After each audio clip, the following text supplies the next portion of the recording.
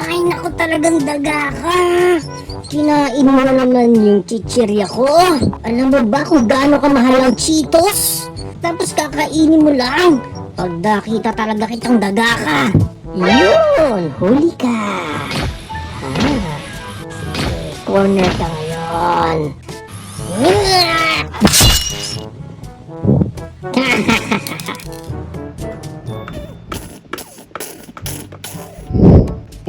Cheetor. Yes, Big Bot. Tatanong ko lang kung nakita mo ba si Rat Trap?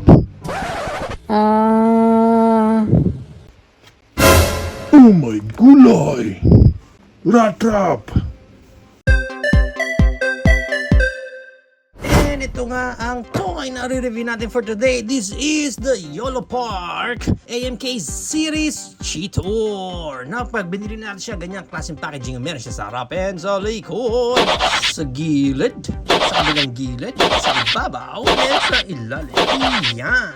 So pag na-unbox natin itong cheater na to, mapapansin nyo, dalawang clamshell yung meron siya sa loob. And itong smaller clamshell na to, nandito yung accessories ni Bumblebee para dun sa kanilang AMK series din na YOLO Park Bumblebee naman. But of course, we'll do a separate video para dito sa accessories ni YOLO Park Bumblebee. And sunod na meron tayo, nandito lang yung kanyang manual. Yan yun. And as you can see here, nandito na yung malaki nating clamshell na nandito lahat ng parts. It's assemble time!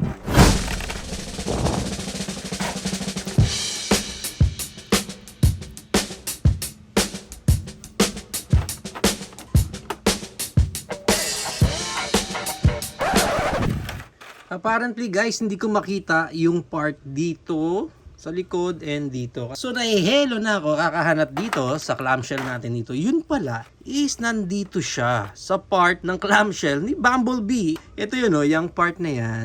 Yan, ganyan. And itong part na to is yan. Okay? Remember lang guys na yung ibang part niya dito is nandito.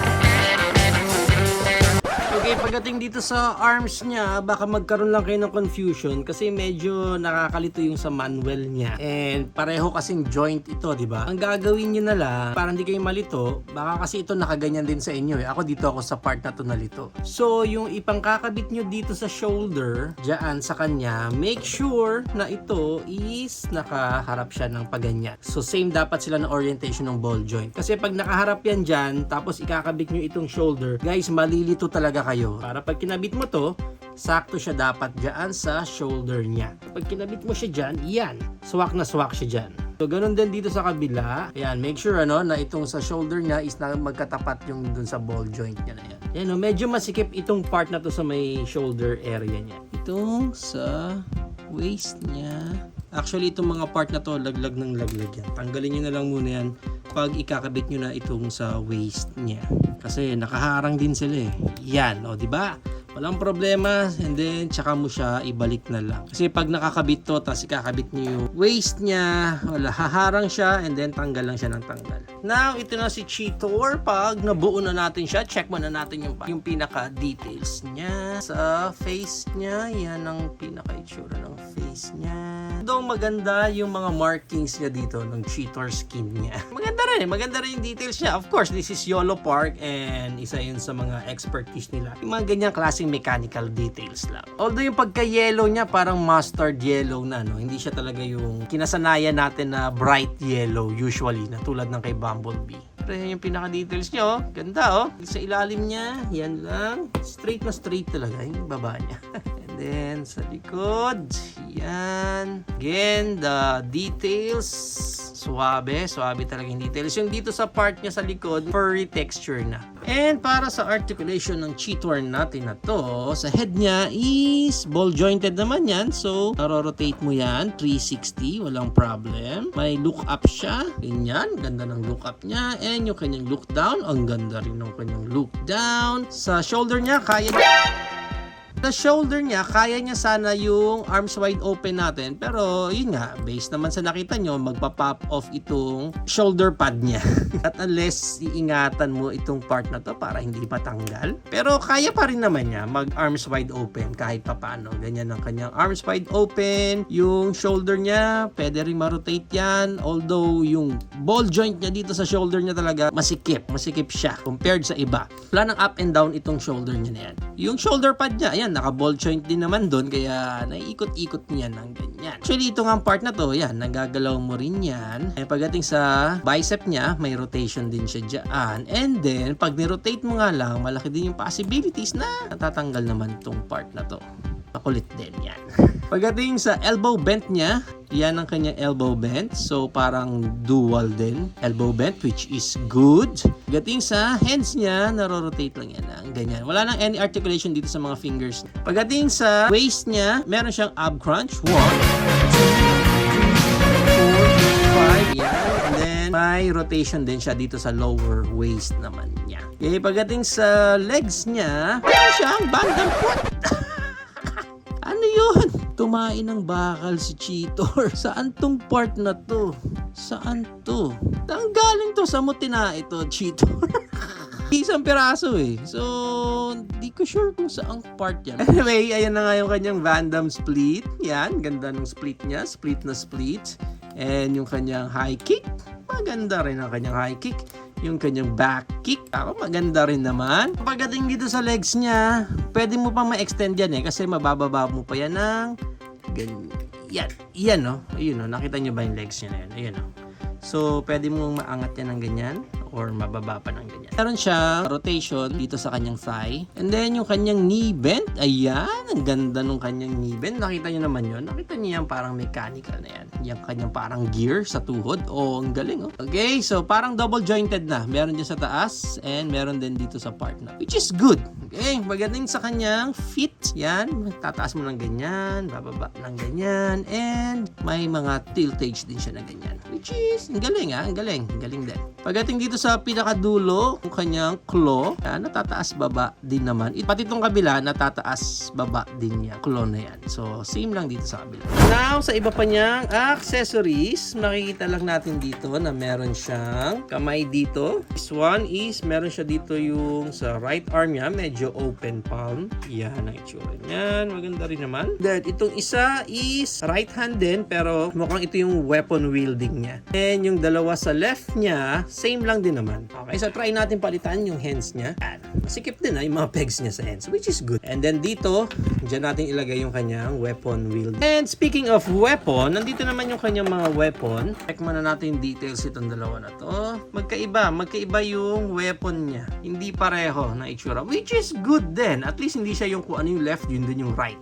Ganda, tapos may details din siya na ganyan. Ba, okay. And pag pinahawakan natin itong dalawang weapon niya sa kanya, and maganda ito, palitan muna natin ito ng kanyang weapon wielding na hands. I-try natin, what if hawak niya yung kanyang dalawang weapons. Yan, no? Wakanda forever! Na, Okay, no? Itong weapon niya na to, may gimmick pa yan na pwedeng pagkabitin. So, makita ninyo, meron siyang peg dyan, circle, and then ito, yun. Didikitin mo lang yung dalawa na yan. And then, yan ang pinaka-itsura niyan. Para na siyang stick. Pero, hindi mo yung magagawa pag kinabit mo agad. So, dapat, ilalagay mo muna yan dito, and then, sa kabila, tsaka mo siya ikakabit. Yan. Tapos, ayusin mo na lang yung orientation yan para masawak niya. Actually, itong weapon niya, hindi niya mahahawakan ng maayos kung dito mo siya sa mga pinaka-bilog niya hawakan. Mas mahawakan niya ng maayos kung dito mo siya sa gitna, pahahawakan. Yan. So, mas sturdy yung hawak niya sa weapon.